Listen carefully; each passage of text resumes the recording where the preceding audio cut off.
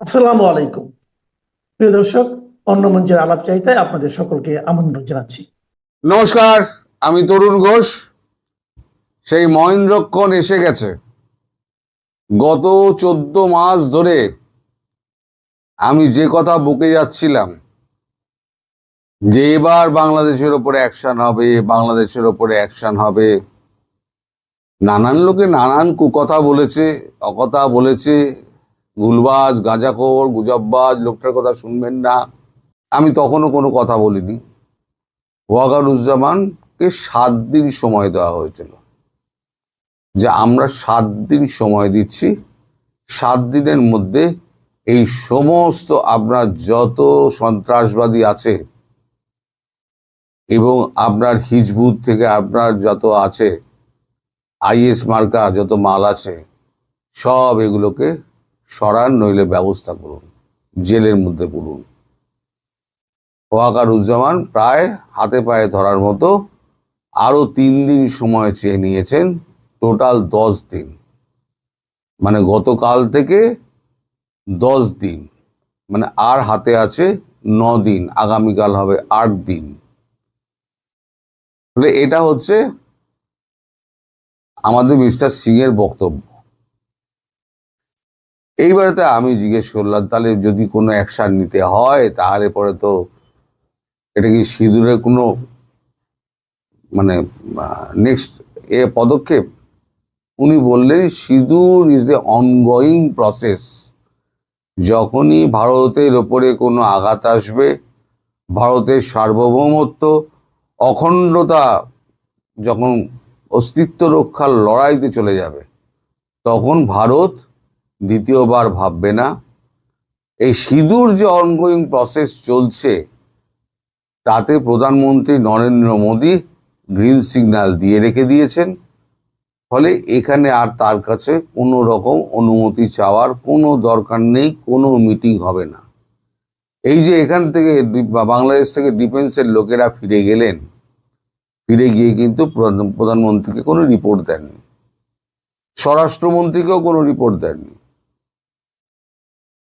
তখন আমার একটা প্রশ্ন আমি করেছিলাম, কি আমি জানি উত্তর দেবেন না, তবুও এই প্রশ্নটা করেছিলাম যে সাংবাদিক হিসেবে, তাহলে এটা কবে নাগাদ আশা করা যায়? উনি বলেছেন এটা ওই যে আমি বলেছি প্ল্যান অফ অ্যাকশন, তার মধ্যে পড়ে যাচ্ছে। এটা পুরো ডিফেন্সের ব্যাপার, মাফ করবেন, ডিফেন্সই এর পুরো ব্যবস্থাপনা করবে এবং যখন মনে হবে তখন ডিফেন্স তার ব্যবস্থা করবে। তার মানে এই যে আমি দীর্ঘদিন ধরে আপনাদের বলে যাচ্ছি যে এবার একটা শিক্ষা পাবে বাংলাদেশ, চরম শিক্ষা পাবে। এবং 3 মাস আগে থেকে বলছি, হয় পূর্ব দিকে শুরু হবে, নয় পশ্চিম দিকে শুরু হবে, অথবা পূর্ব পশ্চিম একসঙ্গে হবে, যে কোনো যা কিছু হতে পারে। এখন পাকিস্তান আর তুর্কিকে কিভাবে ফাঁসিয়ে রেখে দিয়ে সে তো আপনারা গল্প জানেন, আমেরিকার অবস্থাও আপনারা জানেন। আরো আপনারা বুঝতে পারবেন আমেরিকার এই অবস্থাটা খারাপ কতটা, ট্রাম্প কতটা একঘরে হয়ে গেছেন। যে আপনাদের কাছে নিশ্চয়ই খবর এসছে, আপনারা জেনেও গেছেন যে ইন্টারন্যাশনাল মনিটারি ফান্ড এই সরকারকে আর টাকা দেবে না। তার মানে কংগ্রেসের কোনো অ্যাপ্রুভাল নেই। এখন যে আমেরিকা এতদিন রেজিম চেঞ্জ করে এসেছিল, এখন সেই আমেরিকার প্রেসিডেন্টের রেজিম চেঞ্জ করার জন্য সেই ডিপ স্টেট একদম কাজে লেগে গেছে। ফলে ডোনাল্ড ট্রাম্পের আর কোনো রকম এখানে ইনভলভমেন্ট থাকবে না, আমেরিকার কোনো রকম ইনভলভমেন্ট থাকবে না।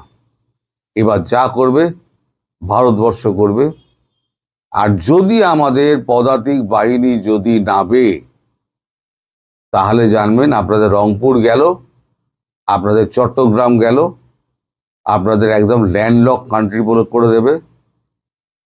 আপনারা পড়ে রইল ওখানে অস্থির মায়ানমার, যেখানে ঢুকতে গেলেই গুলি খাবেন। তাহলে ভারত যদি খাদ্য দেয় খাবেন, বিদ্যুৎ দেয় দেবে, আলো জ্বালবেন, জল যদি দেয় তো ঠিক আছে, তেল যদি দেয় তো ঠিক আছে, পুরোপুরি ভারতের উপর নির্ভরশীল হয়ে থাকবেন। এবার যারা এই ভারত বিরোধিতা করে ওদিন চেঁচাতো না, এই তাদের চেঁচারি কিন্তু এবার দেখবেন সব থেমে যাবে। তারপরে দেখব বাংলাদেশের সৈন্যবাহিনীর ক্ষমতা কতটা, এরা সাধারণ মানুষ পেটাতে পারে। লড়াই তো কখনো করেনি, আর এই যে আমায় লিখে বেড়ান না যুদ্ধ যুদ্ধ যুদ্ধ চাই, ভারত একটা কাপুরুষ, কোনোদিন যুদ্ধ করতে পারবে না। এবার যুদ্ধের নির্মমতা, নৃশংসতা দেখবেন। আমার একটা সেনাবাহিনীর কাছে অনুরোধ ছিল যে পারলে একটা কামাকাজি ড্রোন যমুনার ওপরে ফেলবেন, না रहेगा বাঁশ না বাজেগি বাঁশরি। আর যে সমস্ত ইনস্টলেশনে মারবে, এখন দেখুন প্রচুর রক্তক্ষয় হবে, এটা ধরেই নিন প্রচুর রক্তক্ষয় হবে। কারণ চারজনকে মারার জন্য যে কামাকাজিটা মারা হবে, সে চারজনকে বেরিয়ে যে থেমে যাবে তা তো নয়, সেখানে 40 জন মারা যাবে। সেখানে কে সাধারণ মানুষ, কে শিশু, কে বৃদ্ধ, কে মহিলা, কে, ও তো ড্রোন তো যন্ত্র, ও তো জানে না কোথায় পড়তে হবে, কে কার সঙ্গে কি সম্পর্ক আছে। ফলে এরকম মাঝরাতে হঠাৎ পাকিস্তানের মতো, যেটা আমিও জানতে পারবো না, আপনারাও জানতে পারবেন না, হঠাৎ দেখবেন দুমদাম দুমদাম করে শুরু হয়ে গেছে। এখন হাতে দিন গোনার পালা। এবার দিন গুনুন, আর পারলে আমাকে আরো 4 বার লিখে দিন গাঁজাবাজ, গুজববাজ আর গঞ্জিকা সেবনকারী একটি মানুষ। অনেক আপনারা বলেছেন, এবার ভারতের করে দেখানোর সময় এসছে। আর যখন এই ল্যান্ডলক কান্ট্রি হয়ে যাবে না, তখন বাপ বাপ বলে চেঁচাবেন। আপনাদের পাশে না আছে পাকিস্তান, না আছে তুর্কি, না আছে বাংলাদেশ। বাঁচালে আপনাদের ভারতবর্ষই বাঁচাবে, মারলে আপনাদের ভারতবর্ষই মারবে। আর এরপর ভারতবর্ষ যাকে মনে করবে তাকেই গদিতে বসাবে। আপনারা মাঝে মাঝে বলে বেড়ান না ভারতবর্ষ কেন আমাদের কন্ট্রোল করছে। ভারতবর্ষ কন্ট্রোল এবার করবে, আগে করতো না, এখন ভারতবর্ষ কন্ট্রোল করবে। কারণ আপনাদের মতো মানুষ যারা, সবাইকে বলছি না, আমি বলছি এই দেশ ধ্বংসকারী, অর্থনীতি ধ্বংসকারী, চারিদিকে সন্ত্রাসের আবহাওয়া বইয়ে দেওয়া যে সমস্ত মানুষগুলো রয়েছে, তাদের পৃথিবীতে বেঁচে থাকার কোনো অধিকার নেই। এবং ভারতবর্ষ শান্তিপ্রিয় দেশ, তার গায়ে যদি আঘাত পড়ে, সে কিন্তু আমাদের প্রত্যেকটা দেবতার হাতে কিন্তু একটা করে অস্ত্র থাকে। এক হাতে শান্তি থাকে, আর এক হাতে আশীর্বাদ, আর এক হাতে কিন্তু অস্ত্র থাকে। সুতরাং আমরা যেমন সাহায্য করতে পারি, প্রয়োজনে তেমন অস্ত্রও ধরতে পারি। এখন দিন গুনুন, কবে রাত্রিবেলা টাপাটাপ টাপাটাপ টাপাটাপ পড়তে শুরু করে দেবে, তখন আমাকে লিখবেন যে হ্যাঁ, এই গাঁজাবাজটার কথাটি কিন্তু তাই সত্যি হলো। আর যে মনে করছেন আপনারা নিজেদের মধ্যে যোগাযোগ করবেন, আপনাদের ওখানে স্যাটেলাইটই থাকবে না, মানে স্যাটেলাইট ব্লক করে দেবে, আপনারা নিজেদের মধ্যে যোগাযোগ করতে পারবেন না। ইউটিউব, ফেসবুক সব বন্ধ হয়ে যাবে। কতদিনের জন্য বন্ধ হবে তাও আমি জানি না, ধীরে ধীরে হয়তো চালু হবে। কিন্তু দিন খুব একটা খারাপ আসছে সামনের দিকে, খুব কঠিন একটা পরিস্থিতি আসছে। আমি বলেছিলাম 31শে ডিসেম্বর 2025, এখন দেখা যাচ্ছে সেটা অনেকটাই এগিয়ে এসছে। এবার আপনারাও অপেক্ষা করুন, আমিও অপেক্ষা করি, দেখা যাক কবে কি শুরু হয়। মঞ্চের এক পাশে দাঁড়িয়ে আছেন বাংলাদেশের অন্তর্বর্তী সরকারের গুরুত্বপূর্ণ ব্যক্তিরা, দরাজগোলায় বলছেন দেশে জঙ্গি নেই, সব শান্ত। আর মঞ্চের অন্য প্রান্তে বাংলাদেশের অন্তর্বর্তী সরকারের সবচেয়ে নতুন এবং সবচেয়ে ঘনিষ্ঠ ভূ রাজনৈতিক মিত্র পাকিস্তান। তাদের সবচেয়ে প্রভাবশালী সংবাদপত্র ডন প্রকাশ করেছে এক বিস্ফোরক রিপোর্ট, যার শিরোনাম হলো militancy, Bangladesh militant pipeline to Pakistan. অর্থ হলো জঙ্গিবাদ, পাকিস্তানে বাংলাদেশের জঙ্গি পাইপলাইন। দর্শক, ঢাকা যখন বলছে সব ঠিক আছে, ইসলামাবাদ তখন আঙ্গুল দিয়ে দেখিয়ে দিচ্ছে যে বাংলাদেশ থেকে জঙ্গিদের একটি গোপন পাইপলাইন পাকিস্তানে যাচ্ছে। কি এক চরম অসঙ্গতি। বিগত 16 মাস ধরে বাংলাদেশের রাষ্ট্রযন্ত্র যখন গত বছর আগস্টে জেল পালানো জঙ্গিদের ধরতে ব্যর্থ, তখন সরকার আন্তর্জাতিক মঞ্চে জঙ্গিবাদ অস্বীকার করছে। এমনকি মালয়েশিয়া পুলিশ দেশটিতে বসে জঙ্গি সন্দেহে বেশ কয়েকজন বাংলাদেশিকে গ্রেপ্তার করলেও ঢাকার পুলিশের জবাব ছিল, জঙ্গিবাদ আসলে আওয়ামী লীগের নাটক ছিল। অথচ শেখ হাসিনার পতনের পর ঢাকার সঙ্গে ইসলামাবাদের কূটনৈতিক ও সামরিক সম্পর্ক ঐতিহাসিকভাবে উষ্ণ হচ্ছে। ভূ রাজনীতির এই নতুন বন্ধুত্বের মাঝে কেন পাকিস্তানের সবচেয়ে প্রভাবশালী মিডিয়া বাংলাদেশের নিরাপত্তা ব্যর্থতাকে আঙ্গুল দিয়ে দেখিয়ে দিল? এটি দক্ষিণ এশীয় কূটনীতির এক নিখুঁত কৌতুক। নতুন বন্ধুত্বের মিষ্টি হাসির নিচে লুকিয়ে আছে চরমপন্থার অন্ধকার চোরা গোপ্তাপথ। 2024 সালের 5ই আগস্ট শেখ হাসিনা সরকারের পতনের পর সারা দেশে অনেকগুলো কারাগারে কয়েদি ও হাজতিরা বিদ্রোহ করে। সাধারণ কয়েদির পাশাপাশি মৃত্যুদণ্ডপ্রাপ্ত অনেক আসামিও পালিয়ে যান। এদের মধ্যে জঙ্গি তৎপরতায় জড়িতরাও ছিলেন। ইত্তেফাকে গত বছরের ডিসেম্বরে প্রকাশিত এক প্রতিবেদনে বলা হয়, জেল থেকে পালানো 78 জঙ্গি এখনো অধরা। অন্যদিকে গত জুলাই প্রথম আলোর প্রতিবেদনে বলা হয়, জঙ্গি, মৃত্যুদণ্ডপ্রাপ্ত সহ 700 বন্দী এখনো পলাতক, উদ্ধার হয়নি 20টি আগ্নেয়াস্ত্র। কারা অধিদপ্তরের মহাপরিদর্শক ব্রিগেডিয়ার জেনারেল সৈয়দ মোতাহের হোসেন জানান, পালিয়ে যাওয়া বন্দীদের মধ্যে 69 জন ঝুঁকিপূর্ণ। তাদের 60 জন মৃত্যুদণ্ডপ্রাপ্ত এবং 9 জন জঙ্গি। এছাড়া কারাগার থেকে লুট হওয়া কিছু চাইনিজ রাইফেল ও শটগান উদ্ধার হয়নি। এই পরিস্থিতিতে নিরাপত্তার ঝুঁকি তৈরি হয়েছে। তবে শুরু থেকে বিষয়টি নিয়ে গা ছাড়া ভাব দেখা গেছে সরকারের মধ্যে। এমনকি আওয়ামী লীগ সরকার পতনের পরের কয়েক মাস নিষিদ্ধ সংগঠন হিজবুত তাহরীর প্রকাশ্য কার্যক্রম চললেও না দেখার নীতি নেয় সরকার।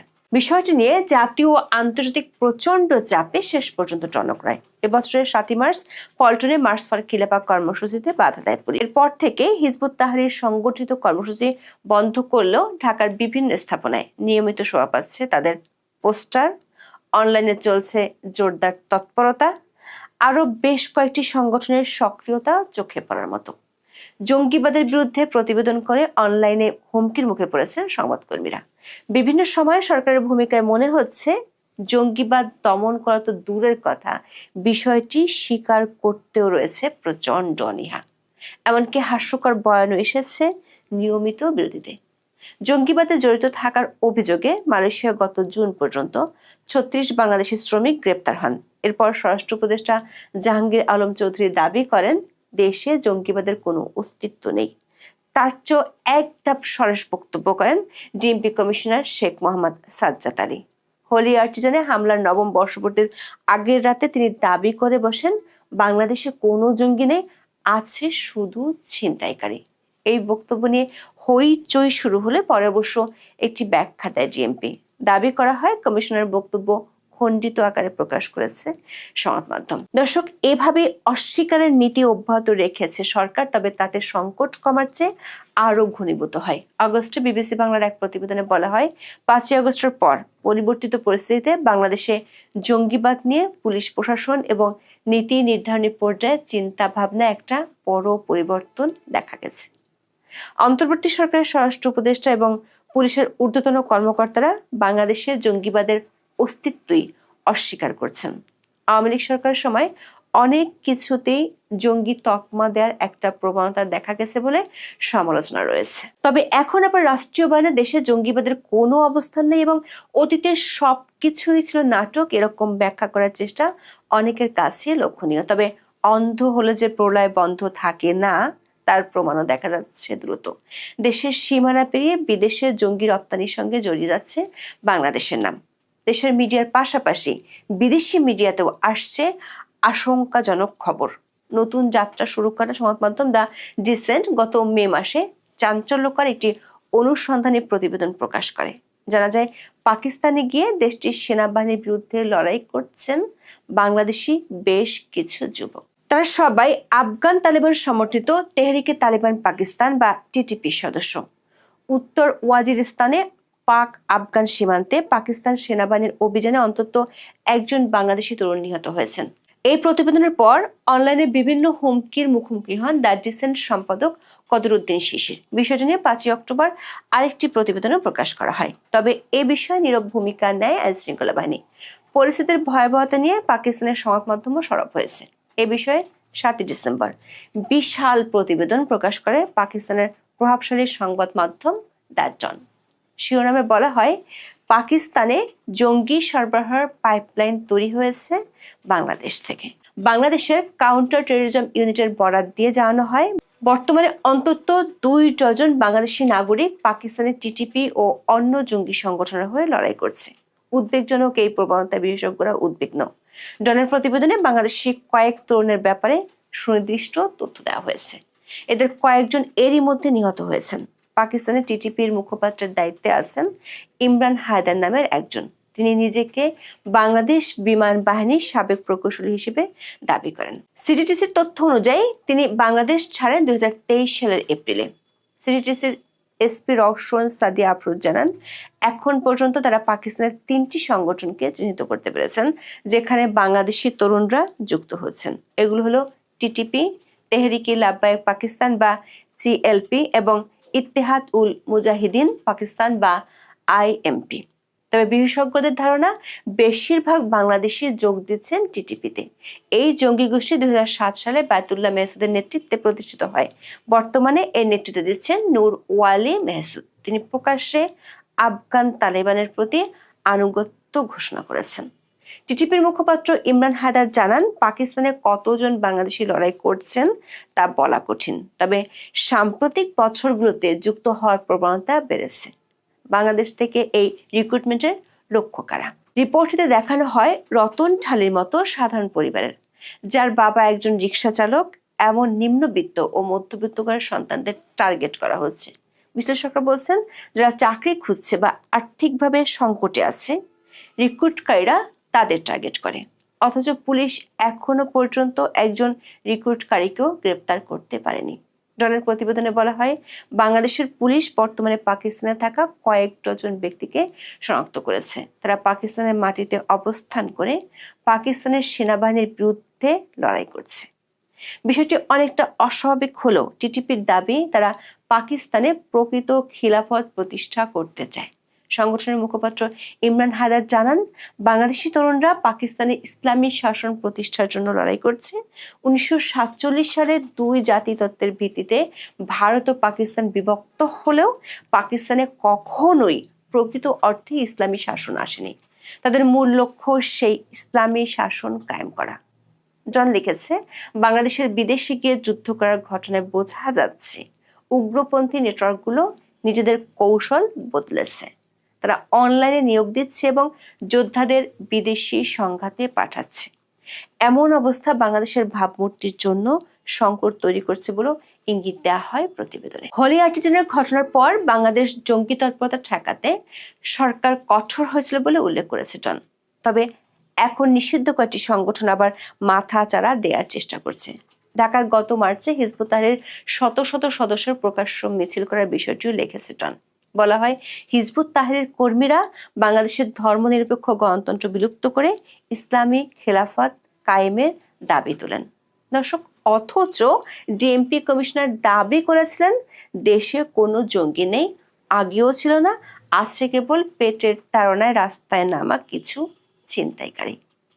আওয়ামী লীগ সরকার জঙ্গি নাটক সাজিয়েছিল বলেও দাবি করেছিলেন ডিএমপি কমিশনার। তবে ডনের এই প্রতিবেদন দেখাচ্ছে অস্বীকারের পরিণাম গড়াচ্ছে বহু দূর পর্যন্ত। শুধু দেশে নয়, বিদেশেও সক্রিয় হচ্ছে বাংলাদেশি জঙ্গিরা। এই প্রবণতা কত দূর পৌঁছায় সেটি এখন দেখার বিষয়। তারেক রহমানের দেশে না ফেরার ব্যাপারে কোনো যুক্তি নেই। আপনারা আমার যুক্তিগুলি শুনুন এবং নিজেরাই বিচার করুন যে তারেক রহমানের দেশে না ফেরার পক্ষে কোনো যুক্তি আছে কিনা। তারেক যা বলেছে যে তার দেশে ফেরাটা তার উপর নির্ভর করে না, অর্থাৎ অন্য কারোর উপর নির্ভর করে। প্রশ্ন, কেন? তারেকের কি পাসপোর্ট নাই বাংলাদেশের সরকার কি তাকে পাসপোর্ট দিচ্ছে না?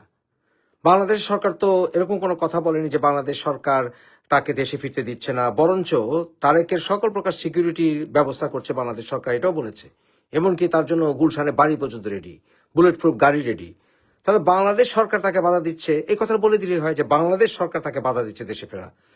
বাংলাদেশ সরকার বাধা দিবে কিভাবে যেটা আমরা জানি না, হয়তো তাকে পাসপোর্ট দিচ্ছে না, পাসপোর্ট পাচ্ছে না, বা ট্রাভেল ডকুমেন্ট দিচ্ছে না, এরকম কোনো কথা কি সে বলতে পারে? তা বাংলাদেশের সরকার যদি তাকে ট্রাভেল ডকুমেন্ট দিতে পারে এবং তার যদি পাসপোর্ট থেকে থাকে, তাহলে সে এয়ারপোর্টে গিয়ে বললেই তো হয় যে আমি আমার দেশে যাব। কে তাকে থামাবে? কে তাকে থামাবে? যে তাকে কি তাহলে বলতেই হয় যে আমাকে প্লেনে উঠতে দিচ্ছে না? আপনাদের নিশ্চয় মনে আছে 1/11 সময় শেখ হাসিনা যখন দেশে ফেরার চেষ্টা করছিলেন তখন তাকে বাধা দেওয়া হচ্ছিল। উনি এয়ারপোর্টে গিয়েছিলেন হিথ্রোতে গিয়ে ওনার সেই সময়ে উনি যা করেছিলেন হট্টগোল যে আমাকে আমার দেশে ফিরতে দিতে হবে, কারণ মইনী সরকার তাকে প্রথমে বাধা দিচ্ছিল দেশে ফেরার ক্ষেত্রে, কিন্তু শেখ হাসিনা এয়ারপোর্টে গিয়ে কিন্তু বলেছিলেন আমাকে দেশে ফিরতে দিতে হবে ওই সময়, রাইট? তাহলে তারেক বললেই হয়, আমাদের দেখালেই হয় যে আমি দেখো আমি এয়ারপোর্টে গিয়েছি, আমার পাসপোর্ট আছে বা আমার ট্রাভেল ডকুমেন্ট আছে, আমাকে প্লেনে উঠতে দিচ্ছে না। বলুক, বলুক সেটা। তাহলে পাসপোর্ট যদি থাকে তাহলে এয়ারপোর্টে যাচ্ছে না কেন? বা ট্রাভেল ডকুমেন্ট থাকলে এয়ারপোর্টে যাচ্ছে না কেন? তো ট্রাভেল ডকুমেন্ট যদি না থাকে, পাসপোর্ট যদি না থাকে, তাহলে বললেই হয় স্ট্রেইট যে আমাকে তারপরও দিচ্ছে না দেশে আসতে। এখন যদি বলে অন্য কেউ বাধা দিচ্ছে, সেটা কি বিদেশি কোনো শক্তি? কি করবে? তাকে মেরে ফেলবে?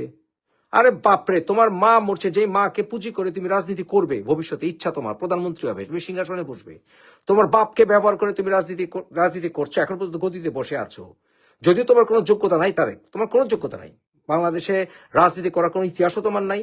তোমার যে সকল ইতিহাস এগুলি শুনলে যাক বাদ দাও, তোমার যে সকল, না একটু বলি, হাওয়া ভবন ইত্যাদি ইত্যাদি এগুলো তো আমরা জানি, 21 আগস্ট গ্রেনেড হামলা ইত্যাদি ট্যাগ তোমার পিছনে লেগে আছে। তো এগুলো তো আসলে এখন পর্যন্ত ক্লিয়ার হয়নি, যদিও মামলা শুনেছি প্রসিডিউরাল কারণে লন্ডভন্ড হয়েছে, আবার মামলা হতেও পারে, কিন্তু তারপর জনমনে কিন্তু প্রশ্ন রয়েই গেছে। মানুষ তোমাকে হয়তোবা ক্ষমা করে দিত, আমিও হয়তোবা মনে করতাম যে ঠিক আছে তারেক রহমান অনেক সাফার করেছে, তার দেশে আসা দরকার, কিন্তু তার জন্য তোমাকে কি প্রমাণ করতে হবে? তুমি বাপের ছেলে, তুমি মায়ের ছেলে, কিন্তু এই বাপ মার উপর পুঁজি করে তো তুমি রাজনীতি করবে। তোমার তার কোনো যোগ্যতা নাই, তোমার রিক্সা চালানোর যোগ্যতাও নাই বাংলাদেশে, কারণ তোমার কোমর ভাঙা, লেখাপড়াও নাই, কিচ্ছু নাই। তাহলে বিএনপির মতো একটি রাজনৈতিক দল, যেই রাজনৈতিক দল অনেক সাফার করেছে, যে রাজনৈতিক দলের অসংখ্য নেতা কর্মীরা অনেক সাফার করেছে, এবং যেই দলটি জিয়াউর রহমান আদর্শে বিশ্বাস করে, বহুদলীয় গণতন্ত্র, জিয়াকে আমি নিজেও অনেক ভালোবাসি, কিন্তু তুমি যে বাপের সন্তান, তুমি যে মায়ের সন্তান, সেটা প্রমাণ করো। খালেদা জিয়া তো কখনো আমাদেরকে ছেড়ে যান নাই, খালেদা জিয়া কিন্তু কখনোই আমাদেরকে ছেড়ে যান নাই, ওনার শেষ নিঃশ্বাস পর্যন্ত উনি আমাদের সাথে আছেন। তাহলে তুমি যদি সেই মাকে ভবিষ্যতে পুঁজি করে সিংহাসনে বসতে চাও, তাহলে তোমাকে কে বাধা দিচ্ছে? মেরে ফেলবে তোমাকে। ও, তাহলে তোমার জীবনের মায়া বা বা তুমি জেলে যাওয়ার ভয় মার ভালোবাসার চেয়েও বেশি তোমার, তাই না? তা খালেদা জিয়ার জন্য তো অনেকে জীবন দিচ্ছে, খালেদা জিয়ার জন্য অনেকে কান্নাকাটি করছে, অনেকে বিএনপির আদর্শে বিশ্বাস করে জেলে খেটেছে, অঙ্গহানি হয়েছে, অনেক রকম নির্যাতনের শিকার হয়েছে গত 17 বছর, হয়নি? তাহলে তুমি কোন যুক্তিতে তুমি তোমার দেশে ফিরবে না, তুমি বাংলাদেশে ফিরবে না? তুমি তোমার বউকে পাঠিয়েছো, তোমার বউ এবং তোমার মেয়ে, ওরা তো তোমার জানের চেয়েও মায়া থাকার কথা। তাহলে তোমার বউ এবং তোমার মেয়ের উপরে কোনো থ্রেট নাই, বা তোমার বউর উপরে কোনো থ্রেট নাই, রাইট? একটা অযোগ্য ডাক্তারকে পাঠিয়েছো, সে নাকি আবার চিকিৎসা কোঅর্ডিনেট করে। এখন এই চিকিৎসা যে কোঅর্ডিনেট করে, এইটার ব্যাপারে তুমি কথা বলো যে চিকিৎসক কারা, আজ পর্যন্ত জানলাম না তো চিকিৎসক কারা। এরকম একটা ঠুনকো ডিগ্রি নিয়ে সে এত বড় বড় ডাক্তার দেশ বিদেশ থেকে আসে, তাদের আবার সে চিকিৎসা কোঅর্ডিনেট করে। ফাইজলামের জায়গা পায় না, ফাইজলামের জায়গা পায় না। একটা ডাক্তার নাম দিচ্ছে না, কারণ কি কোন ডাক্তার তার নাম ইউজ করতে দিবে না যে খালেদা যে এখন কি অবস্থায় আছে, এই মিথ্যাচার করতে দেবে না। এর জন্য কোনো ডাক্তার তাদের নাম প্রকাশে ইচ্ছুক নয়। তা তুমি আসো, তুমি এসে বলো, বা তুমি কোনো স্ট্যাটাসে বলো তোমার মা কেমন আছে, বলো। এটা তো শুনছি না গত কয়েকদিন ধরে, বলছো না তো স্পষ্ট করে। তুমি ধরি মাছ না ছুঁই পানি অবস্থায় আছো, আসলে তুমি কাওয়ার্ড, তাই না তারেক? তুমি কাওয়ার্ড, তুমি তোমার দলকে ডুবিয়েছো, তুমি না নেত্রীকে ডুবিয়েছো, তুমি তোমার দেশকে ডুবিয়েছো, এবং তুমি এন্ড অফ দ্য ডে বসে বসে ওখানে বসে বসে তুমি ফয়দা নিতে চাইছো, তুমি পদবাণিজ্য করছো, ঠিক না? কারণ তোমার দেওয়া হচ্ছে সকল চয়েস, তাদের বেশিরভাগই তো জঘন্য চয়েস। এই যে 2,500 আজাদ ছিচি করছে, সমস্ত বিএনপির নেতা কর্মীরা বলতো ছিচি করছে, কারণ তুমি ওখানে বসে বসে তো আরামে আসো, ওখানে বসে বসে তুমি আরামে আছো, তুমি দেশে আসবা কেন? তাহলে বলো, নিজেকে পরিষ্কার করো, সাহস দেখাও। আরে ভাই, তোমার মা মরে যায়, তোমার সাহস হয় না কেন? এই মাকে পুঁজি করে তো তুমি রাজনীতি করার ইচ্ছা রাখো, সিংহাসনে বসতে চাও, এছাড়া তোমার কোনো যোগ্যতা নাই। কিন্তু বাংলাদেশের মানুষ ভুলে না গেলেই হয় যে মার অন্তিম সজ্জায় তুমি আসলে তোমার কোনো যুক্তি নাই। যদি তোমার মৃত্যু ভয় না থাকে, তোমার মৃত্যু ভয় থাকা উচিত না তো, কারণ মার অন্তিম সজ্জায় তুমি মৃত্যু ভয় পাবে কেন? দেশ মাতৃকার জন্য মানুষ জীবন দেয়, মায়ের জন্য মানুষ জীবন দেয়, আর তুমি তুমি এত বড় দল থাকতে, এত সিকিউরিটি থাকতে তুমি আসতে পারো, তুমি একটা কাওয়ার্ড। আসলে তোমার কোনো যুক্তি নাই, কোনো যুক্তি তুমি দিতে পারবে না, কোনো বিদেশি শক্তির অজুহাতে তুমি দেশে ফিরছো না, এটা তুমি বলতে পারবে না, তুমি বলতে পারবে না এটা। No, you don't have the right to say that. কারণ ওয়ার্স্ট কেস সিনারিও তোমাকে মেরে ফেলবে, তাই তো, বিদেশি কোনো শক্তি। এইটাও তোমার যুক্তি হতে পারে না দেশে না ফেরার জন্য। তুমি একটা কাওয়ার্ড, তুমি বিদেশেই থাকো। বিএনপিকে নেতৃত্ব দেওয়ার মতো কোনো যোগ্যতা তোমার নাই। এবং তুমি নিশ্চিত থাকো, খালেদা জিয়ার মৃত্যু ঘোষণা হইলে বিএনপি তার স্বরূপে ফেরত আসবে। এবং তোমার মতো নেতাকে বিএনপির উচিত হবে না নেতৃত্বের সামনে দিতে। বাংলাদেশের জাতীয়তাবাদী দল যেন ভুলে না যায় তোমার মতো কাওয়ার্ডকে যেন নেতা হিসেবে তারা না মানে। এটা হচ্ছে আমার দাবি। বাংলাদেশের নাগরিক, আমাদের পাশে দেয়াল ঘেঁষে চারপাশ দিয়ে ভারত আছে। স্বাভাবিকভাবে ভারতের সাথে ভারতে কিছু ঘটলে, বিশ্বের কোনো জায়গা থেকে কিছু ঘটলে, সেটা আসলে আমাদেরও ঘটনা নানাভাবে ভৌগোলিক অবস্থানগতভাবেই সেটি স্বীকৃত হয়ে যায়। মার্কিন জাতীয় নিরাপত্তা কৌশল, নয়া যে নিরাপত্তা কৌশল ঘোষণা করা হয়েছে, এতে ভারতকে একটি গুরুত্বপূর্ণ অংশীদার হিসেবে চিহ্নিত করেছে ডোনাল্ড ট্রাম্প প্রশাসন। সেই সঙ্গে অর্থনীতি, প্রযুক্তি ও প্রতিরক্ষা, এই 3 খাতে নয়াদিল্লির সঙ্গে সহযোগিতা আরও গভীর করার স্পষ্ট বার্তা দিয়েছে হোয়াইট হাউস।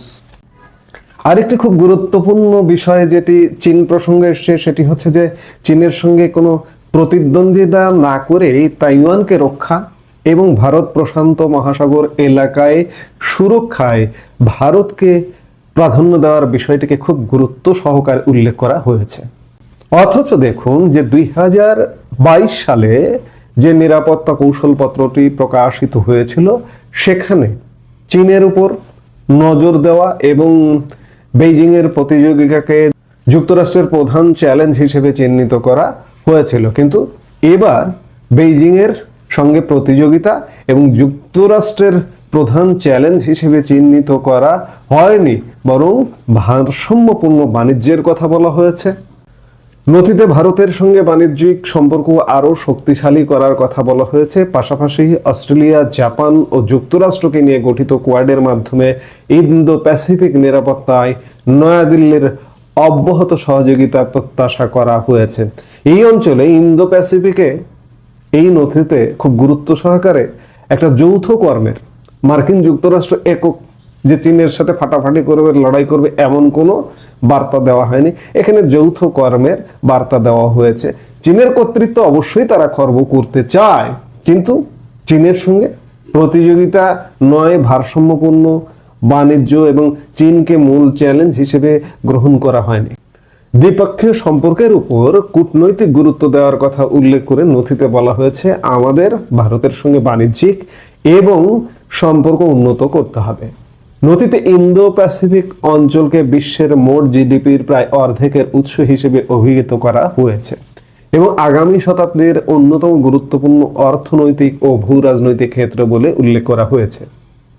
আবার দেখুন, সদ্য প্রকাশিত মার্কিন জাতীয় নিরাপত্তা কৌশল বা সিকিউরিটি স্ট্র্যাটেজিক প্ল্যানে রাশিয়া, যুক্তরাষ্ট্রের প্রতিপক্ষ রাষ্ট্র রাশিয়াও খুশি হয়েছে যে এখানে এমন কোনো রাশিয়া বিরোধী নীতি নেই। এজন্য যুক্তরাষ্ট্রের প্রেসিডেন্ট ডোনাল্ড ট্রাম্পের অনুমোদিত নতুন জাতীয় নিরাপত্তা কৌশলকে রীতিমতো স্বাগত জানিয়েছে ক্রেমলিন। রাশিয়া বলছে এ নীতিমালা তাদের বৈশ্বিক দৃষ্টিভঙ্গির সঙ্গে অনেক ক্ষেত্রেই সামঞ্জস্যপূর্ণ। তবে এখানে ইউরোপীয় ইউনিয়ন খানিকটা নাখুশ হয়েছে, সমালোচনা করছে এবং রাশিয়া বলছে যে এই নথি আরো তারা পর্যালোচনা করবে এবং পর্যালোচনা করে তারা তাদের মতামত ব্যক্ত করবে। অন্যদিকে দেখুন, এই যে বিশেষ করে গত কয়েক মাস যাবত পাকিস্তানকে নিয়ে যুক্তরাষ্ট্রের একটা নগ্ন খেলা বা প্রকাশ্য খেলায় আমরা লক্ষ্য করছি। এই নথিতে, এই নিরাপত্তা কৌশল পত্রে পাকিস্তান পুরোপুরি উপেক্ষিত। বলা যায় পাকিস্তানের নাম সেই অর্থে উল্লেখই করা হয়নি। ভারত বেশ কয়েকবার এখানে উল্লেখ হয়েছে, চীন অনেকবার উল্লেখ হয়েছে, কিন্তু পাকিস্তান এই নথিতে সম্পূর্ণ অনুপস্থিত এবং এই অঞ্চলে পাকিস্তানের ভূমিকা বা অবস্থান নিয়ে বিস্তারিত কোনো কাঠামো নেই বা কোনো কিছু উল্লেখ করাই হয়নি। পাকিস্তানের নাম নথিতে একবার এসেছে, তবে তা মূলত প্রেসিডেন্ট ট্রাম্পের ভারত পাকিস্তান সংঘাত নিরসনে সাহায্য করার অসাধারণ দাবির প্রসঙ্গে।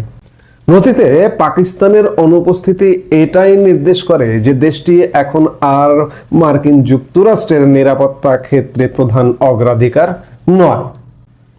যুক্তরাষ্ট্রের কৌশলগত মনোযোগ মূলত চীন ও ইন্দো প্যাসিফিক অঞ্চলের দিকে।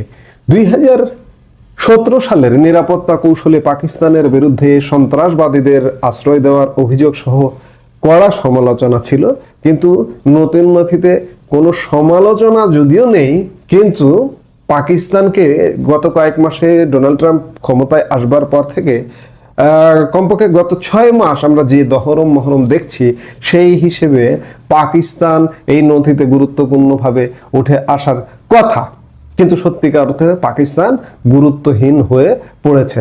বিশ্লেষকরা মনে করছেন যে নথিতে পাকিস্তানের নাম বাদ পড়া বা কম উল্লেখ করাটা ওয়াশিংটনের কৌশলগত পরিকল্পনায় ইসলামাবাদের গুরুত্ব কমে যাওয়ার প্রতিফলন বলেই এটিকে দেখা হচ্ছে।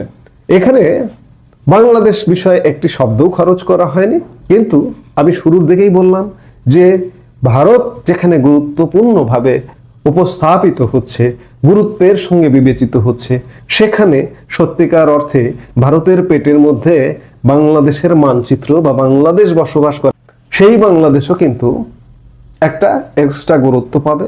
এবং খানিকটা এখানে বলতেই পারি যে ভারতকে যে দৃষ্টিতে দেখা হচ্ছে, বাংলাদেশকেও তেমনটাই, অন্ততপক্ষে ভৌগোলিক কারণে তেমনভাবে দেখা হবে বা দেখা হচ্ছে বলে এই নথি সেটি বলছে।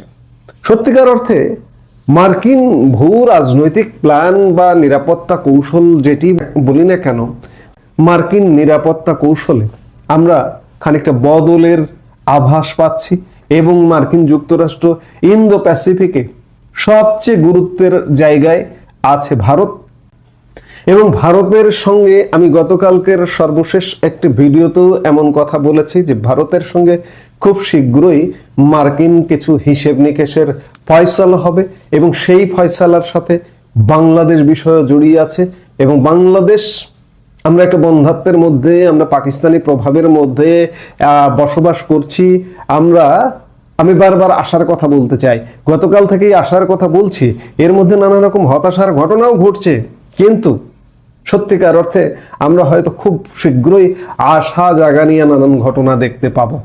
আমরা সেই ঘটনা দেখবার অপেক্ষায় অধীর আগ্রহে অপেক্ষমান।